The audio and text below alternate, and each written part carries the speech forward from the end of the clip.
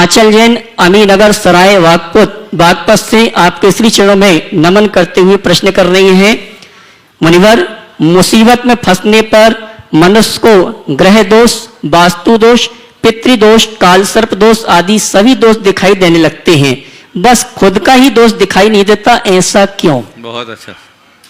मुसीबत में फंसने पर सब दोष दिखते हैं, लेकिन खुद का दोष दिखाई नहीं पड़ता, ऐसा क्यों?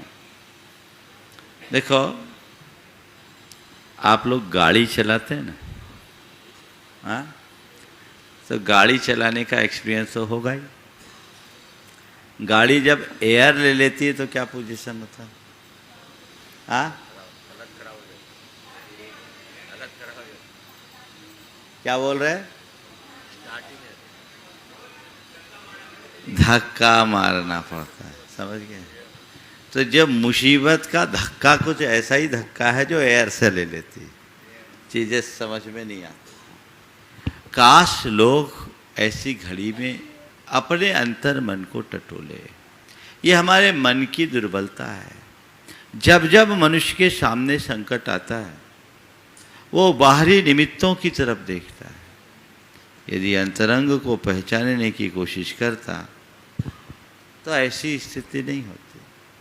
मैं ये नहीं कहता कि ये सब कारण नहीं बनते हैं,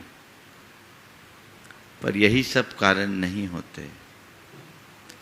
जिस व्यक्ति का मनोबल ऊंचा है, उसके लिए ना कोई काल सर्प होता है, ना ग्रह दोष होता है, ना वास्तु दोष होता है। मन ऊंचा रखो, संकल्प बड़े रखो, इरादे बुलंद रखो, सब काम होगा। मैं तो आप सबसे कहूंगा, एक बार गुरुदेव ने कहा था कि अपने हाथों की लकीर मत देखो, क्योंकि भाग्य उनका भी होता है जिनकी हाथ नहीं होता। हाथों की लकीर क्यों? भाग्य उनका भी है जिनके हाथ नहीं है। इसलिए इन सब बातों पर ज्यादा ध्यान नहीं देना चाहिए। पर जैसा कि अक्सर होता है, कई लोग बीमार पड़ते हैं, तो बीमार पड़ते समय कुछ लोग तो होते हैं कि जो सीधे सीधे उसका इलाज करते हैं, बीमारी के अंदरूनी कारण को पकड़कर उसकी समुचित चिकित्सा करते हैं। और कुछ लोग हैं जो केवल बाहरी बातों में ही उलझ के रह जाते हैं। जो बीमारी के असली कारण को पकड़कर उसका इलाज करते हैं, उनकी बीमारी जल्दी जाती है। और जो केवल बाहरी बातों में उलझे रहते हैं, वो जिंदगी भर बीमार रहते हैं। जड़ को पकड़ो। इन सब की मूल तुम्हारा कर्म है।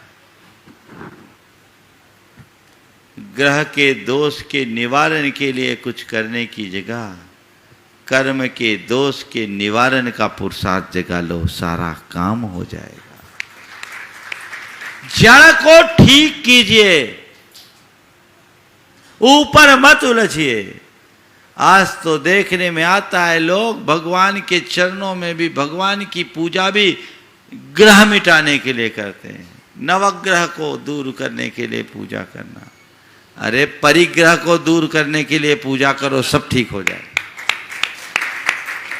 जड़ है।